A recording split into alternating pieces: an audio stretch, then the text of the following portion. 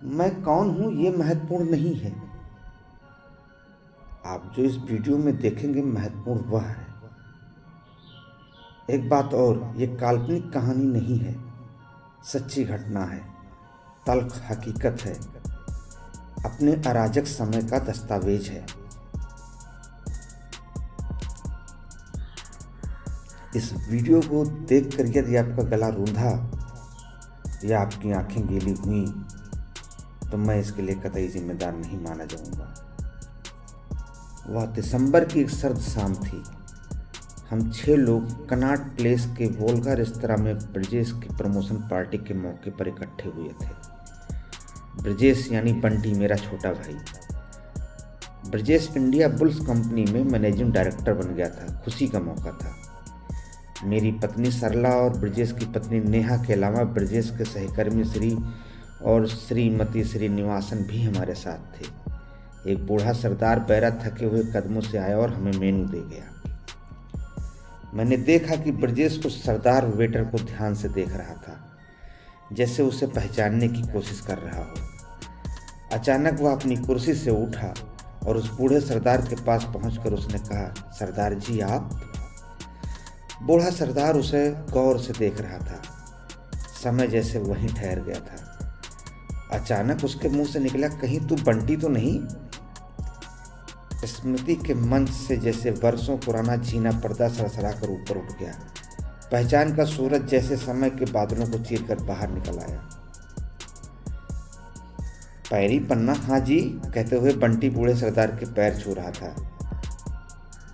आजा पुत्र आजा कहते हुए सरदार ने उसे गले लगा लिया था। हम हैरान थे, ये कैसा मिलन था? वह बूढ़ा सरदार कौन था? सबके मन में ही ये प्रश्न थे। खैर, खाने का ऑर्डर लेकर वह सरदार बैरा चला गया। उसके जाते ही श्रीनिवासन जी पूछ बैठे, ब्रजेश कौन है ये? तुम उसे कैसे जानते हो? मुझे लगा हो या ना, ये बूढ़ा सरदार वही व्यक्ति था जिसके बारे में ब्रजेश ने कई बार लोगों को बताया था। मैंने उसके मुंह से ये सत्य कथा कई भाषाओं में कई लोगों के बीच सुनी थी। बात 1983 की है। ब्रजेश ने कहना शुरू किया, मैं उस समय 16-17 साल का लड़का था। मेरी नई नई दाढ़ी मूछें उन्हें शुरू हुई थी। हम अमृतसर में रहते थे। पंजाब में आतंकवाद उन दिनों चरम सीमा पर था। रोजाना दर्जनों लोग मारे जा रहे थे। गोलीबारी, बम धमाके और कर्फ्यू आम बातें हो गई। जनता भयभीत थी, प्रशासन नपुंसक था, पंजाब सुलग रहा था और नेता लाशों पर राजनीति कर रहे थे। एक दिन मैं और पिताजी बस से अमृतसर से गुरदासपुर जा रहे थे। पिताजी के एक मित्र के बेटे की शादी थी। माँ नहीं चाहती थी कि हम यात्रा करें। सुनो जी, मेरी बाँ आँख सुबह से फड़क रही है, क्या जाना जरूरी है? उसने पिताजी से कहा। बंटी की माँ क्यों बेपढ़े लिखों जैसी बातें करती हैं? तो फिक्र न कर, हमें कुछ नहीं होगा, हम कल शाम तक लौट आएंगे। पिताजी ने माँ को दिलासा दिया। ये वह समय था जब पंजाब से बाहर रह रहे लोग पंजाब आने से डरते कतराते थे। यह वह समय था जब अखबारों के मुख्य पृष्ठ प्रतिदिन पंजाब के दर्जनों लोगों की हत्याओं की खबरों से भरे होते थे। यह वह समय था जब नेता कमांडो दस्तों के साथ चलने के बावजूद असुरक्षित थे।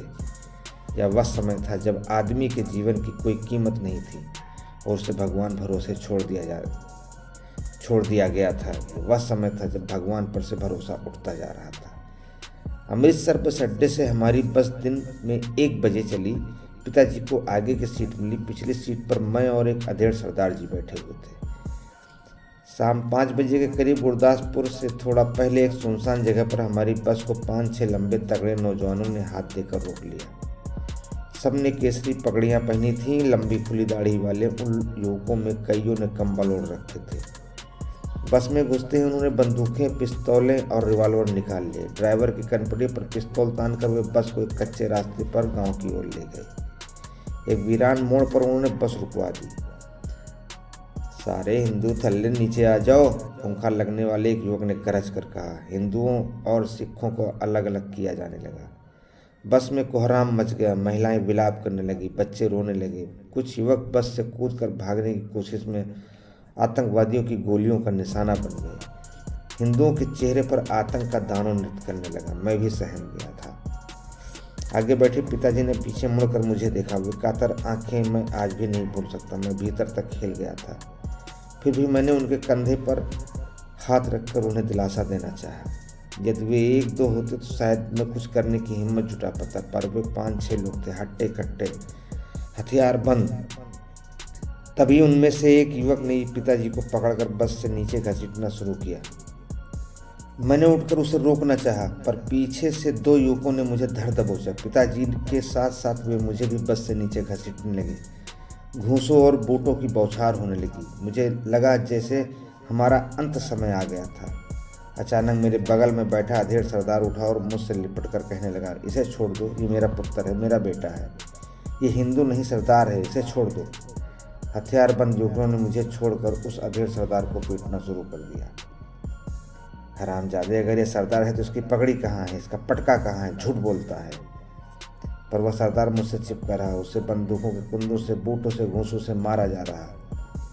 मारपीट में उसके कपड़े फट गए, उसकी पगड़ी सिर से नीचे गिर गई, उसके लंबे बाल खुलकर चेहरे पर फैल गए। पर उसने मुझे नहीं छोड़ा। वह बार बार कहता रहा, वाहे गुरु जी, साईं गुरु नानक देव जी की कसम, ये मेरा पुत्र है, ये हिंदू नहीं सरदार है, इसे छोड़ दो, इसकी जान बख्श दो। वह भगवान का दूत था, वाह वाहे गुरु का भेजा हुआ फरिश्ता था। अपनी जान पर खेलकर उस अधेड़ सरदार ने मेरी जान बचा ली। श्रीनिवासन जी, मैंने जिस बूढ़े वेटर के पैर छुए, ये वही सरदार है। अगर आज मैं जीवित हूँ तो इसी सरदार की बदौलत हूँ। ये कहकर ब्रजेश चुप हो गया। और आपके पिताजी का क्या हुआ? श्रीनिवासन जी खुद को रोक न सके। मेरी आंखें नम हो गईं। ब्रजेश ने मेज पर पड़े गिलास में से पानी का एक लंबा घूंट लिया। मैं उन्हें नहीं बचा पाया। आतंकवादियों ने उन्हें भी गोली मार दी। लेकिन मैंने बाद में महसूस किया कि पिताजी उस दिन पहली बार नहीं मारे गए थे, ना आखिरी बार। नाजियों ने उन्हें गैस चैम्बर में मारा था। दंगाइयों ने उन्हें देश के विभाजन के समय मारा था। वे दिल्ली, बोस्निया और गुजरात के नरसंहारों में मारे गए थे। वे हर उस जगह मरे थे जहाँ किसी बेगुनाह व्यक्ति को केवल इसलिए मारा गया था क्योंकि वह किसी धर्म, वर्ग या जात विशेष का था। ब्रजेश ने रुंधे गले से कहा। बूढ़ा सरदार खाना ले आया। सरदार जी, आप यहाँ कब से हो? ब्रजेश ने पूछा। क्या बताऊँ पुत्र, 1983 के उस बस हादसे के कुछ महीने बाद आतंकवादी हमारे गांव में भी आ पहुँचे। उन्होंने वहाँ भी कई लोगों को मार डाला। उन्हीं दिनों मेरे बेटे की नौकरी दिल्ली में लग गई तो मैं भी उसके पास यहाँ चला आया। सरदार जी की आवाज़ भर्रा गई थी। अच्छा सरदार जी, तो आप अपने बेटे के पास रहते हो? ब्रजेश ने कहा। ये सुनते ही वह बूढ़ा सरदार फुट फुट कर रोने लगा। रह रह कर वह कांप उठता था। हम सभी अवाक होकर उसे देख रहे थे। ब्रजेश फुर्ती से उठा और उसने सरदार जी को बाहों में लेकर उसे सहारा दिया। क्या बताओ पुत्र, बाप को 1947 निकल गया था, बेटे को 1984 खा गया। दंगाइयों ने उसके केस कत्ल करके उसके गले में टायर डालकर उसे जिंदा जला दिया। बूढ़े सरदार के आंसू नहीं रुक रहे थे। ब्रजेश भी रो रहा था और बूढ़े सरदार को बाहों में भरकर दिलासा देते हुए कह रहा था, पापा जी फिक्र न करो, आपका यह पुत्र अभी जिंदा है, आपका यह बेटा आ गया है, अब आप अकेले नहीं हो, आप मेरे साथ चलो। हम सबकी आंखें नम हो गई थी। उन्हें आपस में मिलता हुआ देखकर मुझे ऐसे लगा जैसे नदी समुद्र में मिल रही हो, जैसे सदियों से बिछड़े बाप बेटे मिल रहे हों, जैसे दो निष्कलंक आत्माएं मिल रही हों। रेस्तरां में लगे टीवी पर किसी न्यूज़ चैनल पर समाचार वाचक खबर पढ़ रहा था। आज संसद के दोनों सदनों में नानावती आयोग की रिपोर्ट पर तीखी बहस हुई। ब्रजेश और बूढ़ा सरदार दोनों एक दूसरे के आंसू पोंछ रहे थे। दोस्तों, कहानी ये अच्छी लगी हो तो इसे लोगों के बीच में शेयर करें और चैनल को सब्सक्राइब न किए हैं तो सब्सक्राइब करें। मिलते हैं अगले एक और दिलचस्प कहानी में। तब तक के लिए धन्यवाद। जय हिंद।